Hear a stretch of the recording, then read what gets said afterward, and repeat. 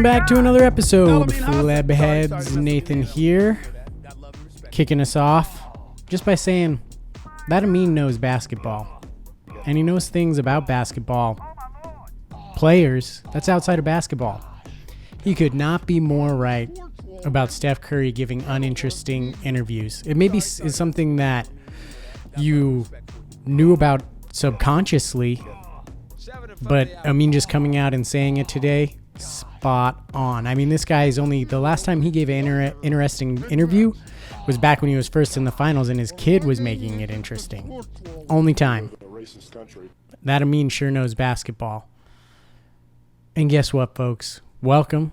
Another episode here. Got a special announcement before we get started.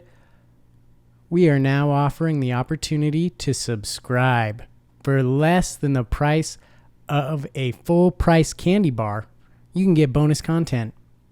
We're talking extended episodes of interviews with guests.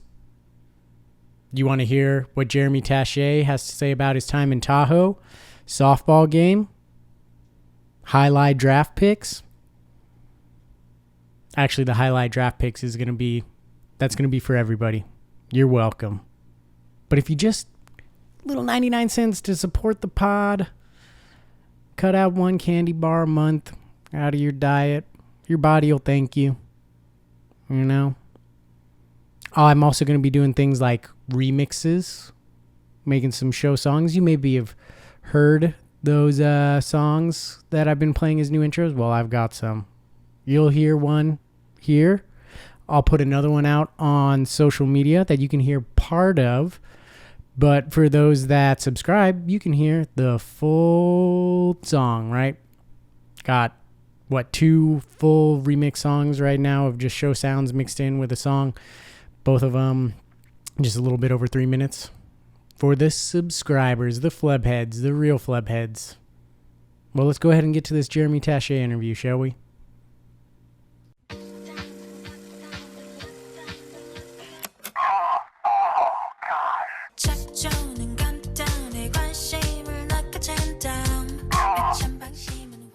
Welcome, everybody, to the Fan Lebitard Show. Welcome back. It's your host here, Nasty Nate. That's right. I'm still keeping my rebrand going here, folks. Oh, gosh. Wow. And you just heard him there. Our guest, we're excited to have him on today. He's a rising star in Meadowlark. He's younger. He's smarter. It's Jeremy Tache. This is immediately the best podcast intro I think I've ever had. Wonderful references and the oh gosh. Well, thanks for bringing that back into my life. I'm really appreciative of it. I'm glad it's still at the forefront. Oh, gosh. I'm just flattered that you would say that about our intro, Jeremy. You recently have come back from Camp Fiesta. I wanted to see if you wanted to share a little bit about that experience. Wow, that's super sweet of you to ask. Thank you. Yeah, I would love to. Camp Fiesta is incredible. I'm so truly, truly blown away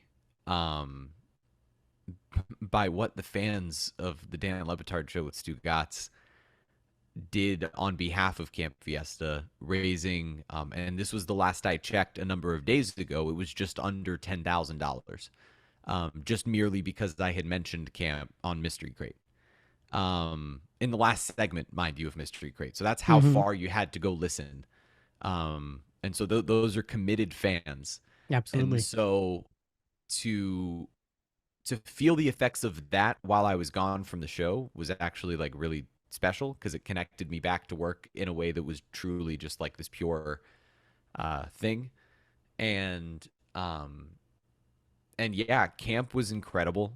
A really amazing group of kids. I was lucky enough to be the counselor for the younger boys cabin, which had boys ranging from ages 8 to 12. 6 kids were in there, and then all of my co-counselors were kids that used to be my campers or my little brother. And I know you know him. And so with that group, I was feeling like really grateful, very old, and I want to try to share some stuff on the main show about how old I did feel talking to like 13-year-olds, and the things that they like and how they consume entertainment and just like all of it. I genuinely felt really old a lot of the time, which is weird because I'm You're often younger. Yeah, positioned you're as the young younger and guy. smarter. Right. And so I certainly didn't feel that way. I felt older and dumber. And so I was honestly I was relating to the Dan and Stu of it. And so it was fun. It was a really great experience, and those kids are just like, I always come out of, I know that whatever I give is far less than what I receive back in terms of just like how it feels to be a part of that group of people, um, Hmm. and to be inspired by these kids who are just like have gone through the toughest thing you can as a young person, and either are still battling and smiling through it, or have come out on the other side of that and are now like the coolest kids you've ever met. And so, yeah, very grateful and super thankful that you gave me a chance to chat about it. No problem. If fans still wanted to donate, where would they go? Yeah, you could go to campfiesta.com, and then I believe that takes you to, I think you donate through PayPal. Hmm. And so, yeah, campfiesta.com/donate, or just visit campfiesta.com and then you can click the donate button. But Hmm. yeah, that would be the place to go. And yes, constantly and willing to accept any and all donations. But please, if and I mean this from the bottom of my heart, if you cannot spare extra money at this time in your life, it is okay not to donate to a cause that you think is great. Um, Wait until that time comes that you have some extra cash and then go ahead and do it. And if you are someone who has the means to be able to donate right now, we are obviously welcoming and thankful for anything that comes in. Absolutely. I'll go ahead and put that link in the podcast description as well. And now, Jeremy, that we've got you nice and warmed up here, comfortable and cozy, I'm going to have to interrogate you because I've committed to solving the mystery of this fine bucket, even though it seems like the show's abandoned all hope on that Yeah.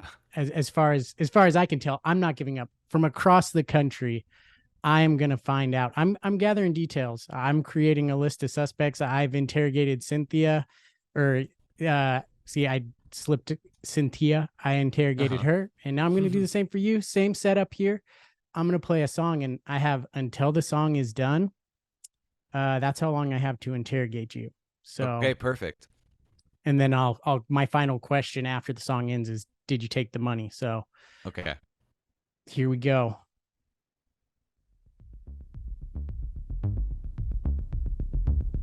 It's a good beat. Thank you.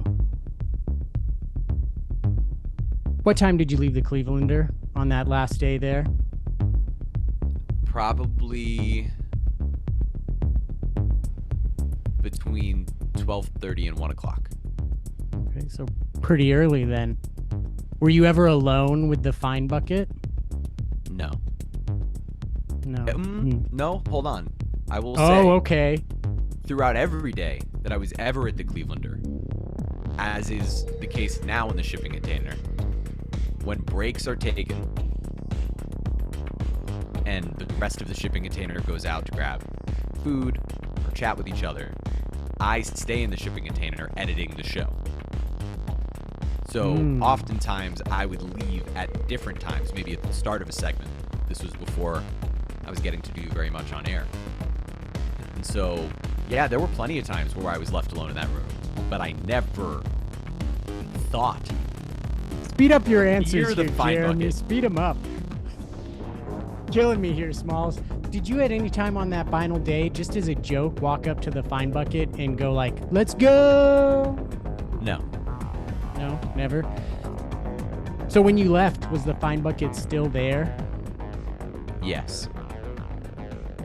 If you found $500, what would you do with it?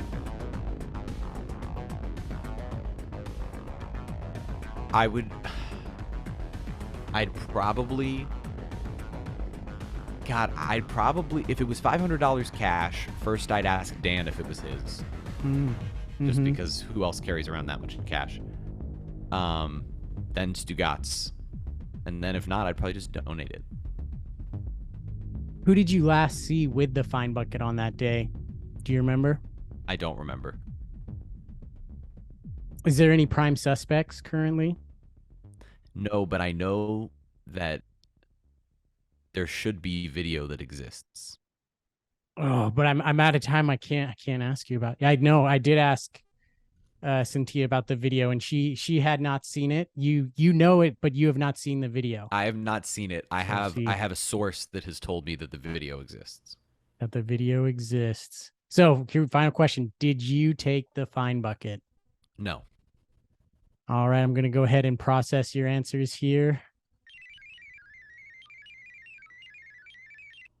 And innocent. Wow, that must be a nice sigh of relief for you.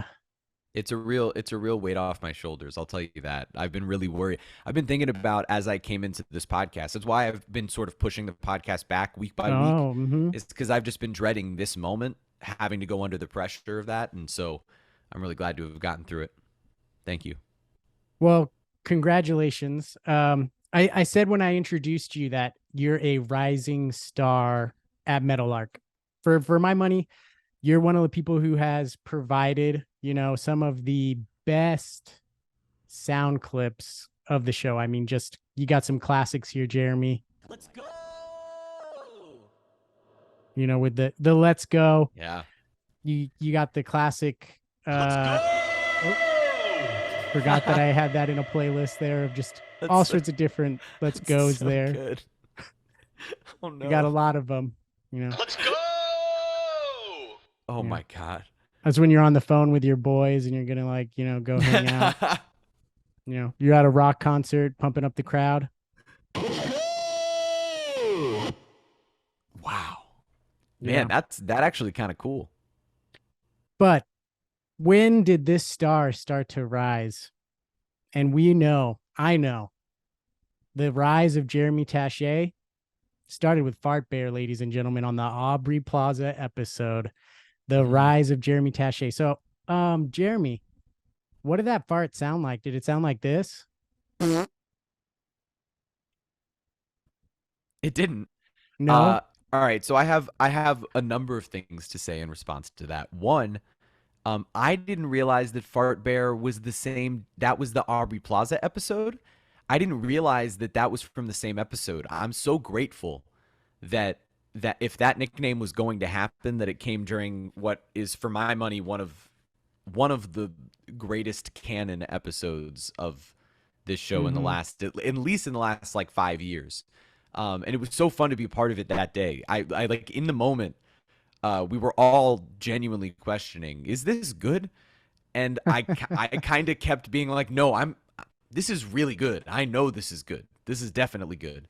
And it was fun to kind of from an outsider perspective join in on something that was cool like that. There was no real, I need to break the fourth wall. Or I guess but it's also like whoever denied it supplied it, right? But Yeah. I didn't fart. Yeah, but when you play those sounds together, I can understand why anyone would think I did. Yeah. It's fair. It's a fair accusation.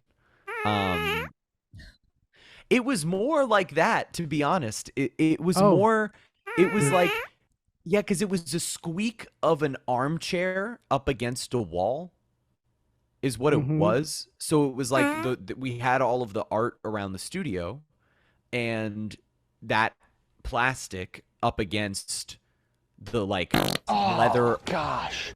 My God. All right. You win. That one always gets me. I don't You know win. why. You win. Gosh.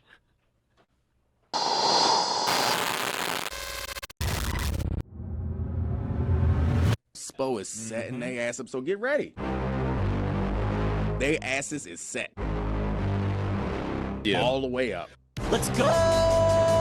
This crowd here. It's hoisting babies. All right, we're back with Jeremy Tache. That's so good, dude. Oh gosh. Thank you, sir. You inspired me with the songs that you put out there, which is why I have you as my rising star. You know? I genuinely do appreciate that compliment. I know It's semi-facetious, but it's appreciated There's nonetheless. not for me, Jeremy. That's not how I roll. You are legitimately, I mean, look, the sounds that have been used when Sui's come around and whatnot, those sounds will be played. Fans will remember them. I hope so. For me, those are the things that fans of the show love. You're supplying it. All right. You may have denied it earlier. I may have denied it, but at least Yeah. I've supplied it. At least But I've supplied you it. have supplied some great show sounds for, me personally to have a lot of fun with, right? I appreciate it, man. Got an alarm going off there. So we're going to play a little game, because I remember you've become kind of a source of truth on the show. What's that been like for you? Like, it feels like you're a trusted source on the show. In terms of like going to me for facts, Yeah. it Taking does, David Sampson down a peg. Yeah. Well, I will say, it's really cool working both of the jobs that I get to work, where I have access to the Heat and the Marlins and the Panthers, and really more, like, truthfully, more the Heat and the Marlins based off the amount that I am around. But to be around those teams in the capacity that I am with Valley Sports, and like I just got back from the Marlins afternoon game today, before we started recording this, because I spend time around these teams, and that's originally was sort of my primary job. And so now to be involved in the show and to have the, I guess, the knowledge, or just from being around the capacity for insight, it is very validating. Like, that's a really cool feeling, to be honest, because this is my favorite show. Like, to be on the Dan Le Batard Show with Stu Gatz is such an honor for me as someone that's a huge fan. Like, I was on this podcast with you before I ever was involved. Well, with Ty, actually. You were. Oh yeah, true. No, you're right. I actually wasn't here. Ty, you may be right. wondering. Fans of the show may be wondering, where's Ty? Ty's suspended, Jeremy. The last time this guy was on, all the way back in March, he tried to give out Chris Cody's digits, and I've been saying, like, oh, life's been busy for him and stuff. But the reality is it's a suspension. Yeah, it's a suspension. I've been keeping it secret to help him save face. But he's been suspended. I like that. I like to know that I was part of now breaking the news on this show that there's been a secret Newsbreaker. 5-month suspension. Big time. We break news here. Ty suspended. Yeah. When he's ready to do his penance I keep forgetting that I got that on a playlist with a lot of different. It's so good. No, I will say, that all that said, coming back around to the original point, like, it's crazy to have gone from going on here and other fan podcasts as a fan, like, who just happened to work in sports media locally in Miami, kind of. Like, I was a producer at a local TV station at the time where I started getting involved in some of this stuff. And so to now be doing what I'm doing with Bally and be involved with Le Batard the way that I am, it's like, it's insane and incredibly rewarding. So when all of a sudden it's like, hey, Jeremy, we're bringing you in for actual insight, like, we want your facts and analysis, it's super humbling. Like, it's really crazy. And I know that all sounds like so, oh, okay, Jeremy, but I mean it. Like, I feel that in a super genuine way. So yeah, I'm feeling super grateful these days. Well, I've been inspired by your Let's go to as well with Basketball Illuminati's Truth Tellers to create a Truth Yellers segment. Yes. So we're going to go ahead and jump into that now. I want you to get mad. I don't want you to protest. I don't want you to riot. I don't want you to write to your congressman because I wouldn't know what to tell you to write. I don't know what to do about the depression and the inflation and the Russians and the crime in the street. All I know is that first, you've got to get mad. I want you to get up right now and go to the window open it and stick your head out and yell, I'm as mad as hell, and I'm not gonna take this anymore! I ain't saying it's right. I'm just telling you the damn truth. What truth? Well, I must find out the truth. Truth, Yeller. Truth is not always a pleasant thing. It's the truth. I just want to put the truth. You want answers! I want the truth! You can't handle the truth! Truth, Yeller. Tell her. Truth! When in doubt, tell the truth. Tell the truth! What do you see? Truth, Yeller!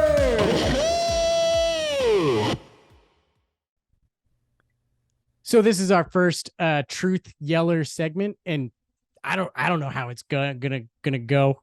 Yelling's not necessarily ideal for podcasts, but Let's see. yeah, let's see how it goes.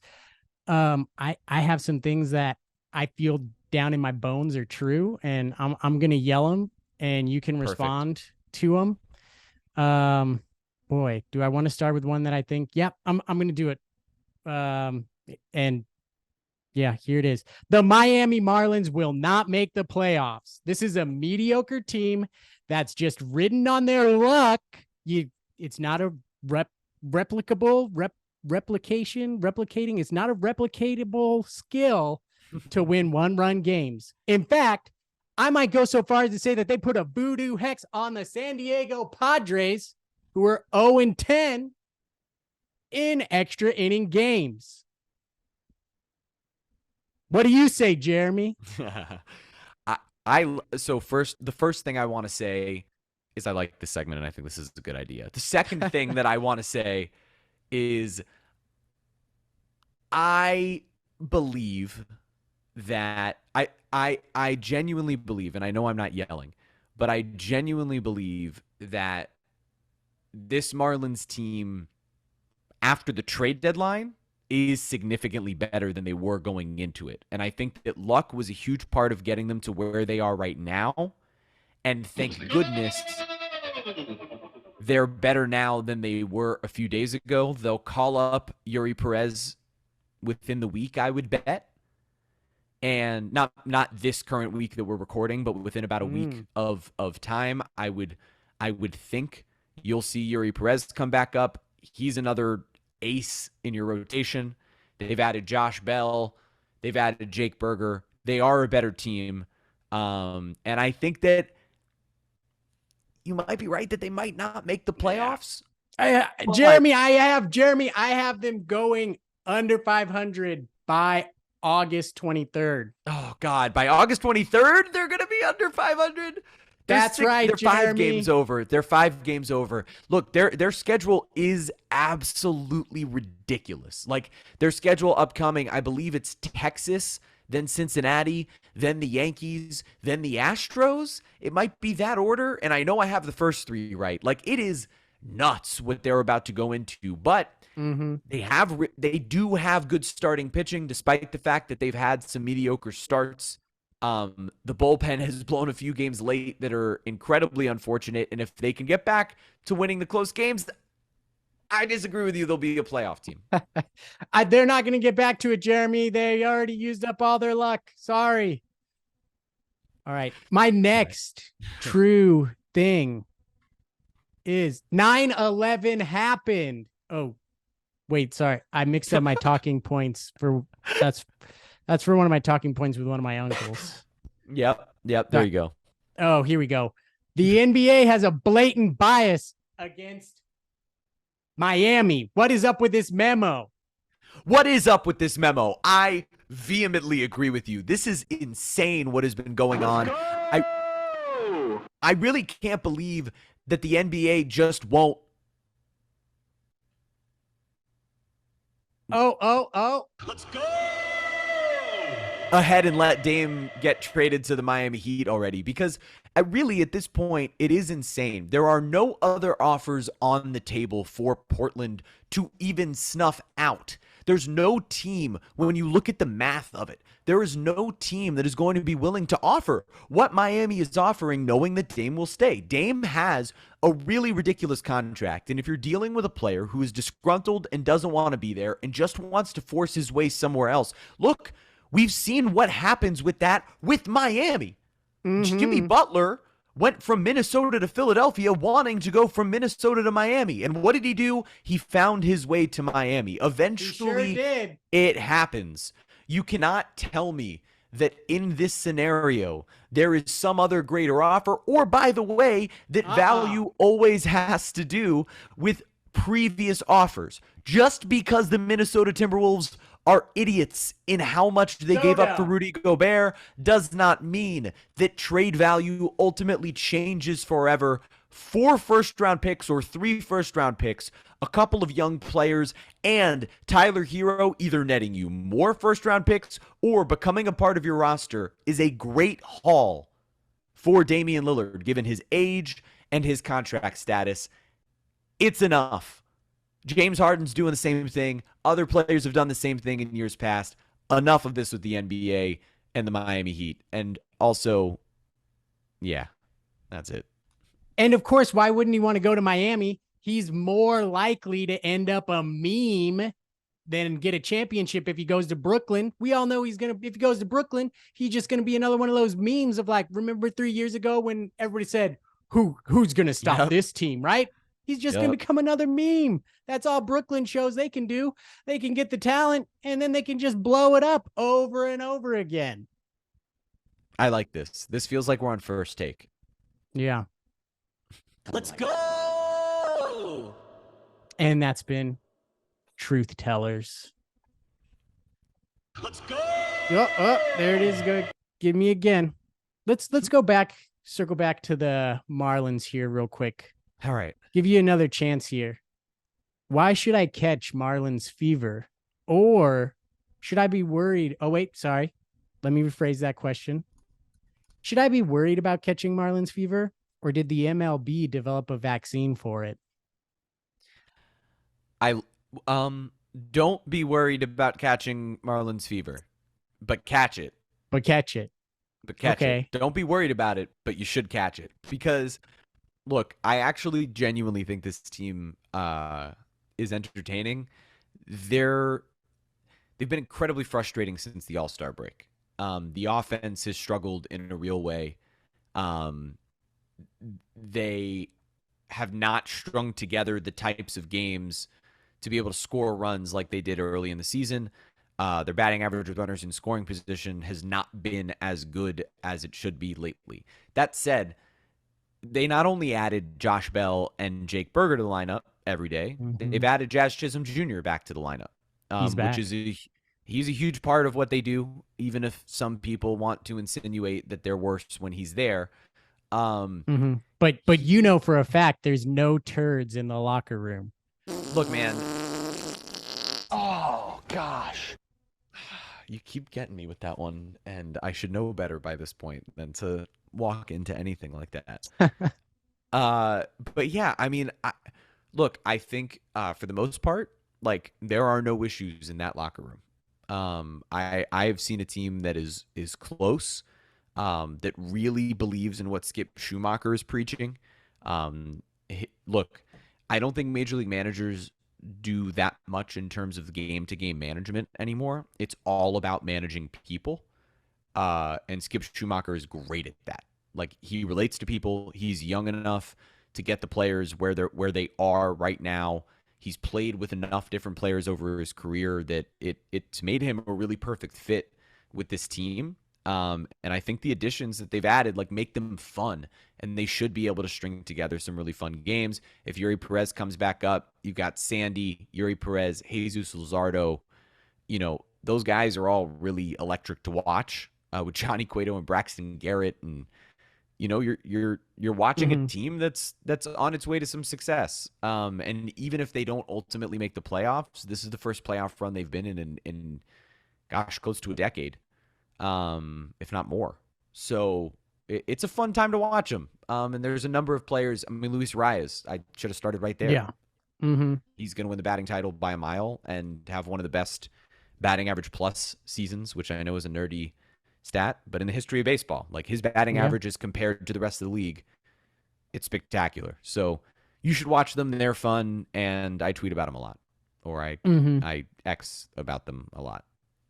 And even though I did make it my truth to yell, I'm rooting for him. I'm the type of fan where because of the show, I root for and hope for the success of the team. That's I'm cool. not one of the fans who wants Miami teams to fail. I believe the show's better when the teams succeed. And just, I mean, obviously you listen to the show for so long, you start to like the same things you guys like. So Yeah. I still have my favorite teams, Toronto Raptors, Right. Tennessee Titans, Maryland Terrapins. Don't ask me why.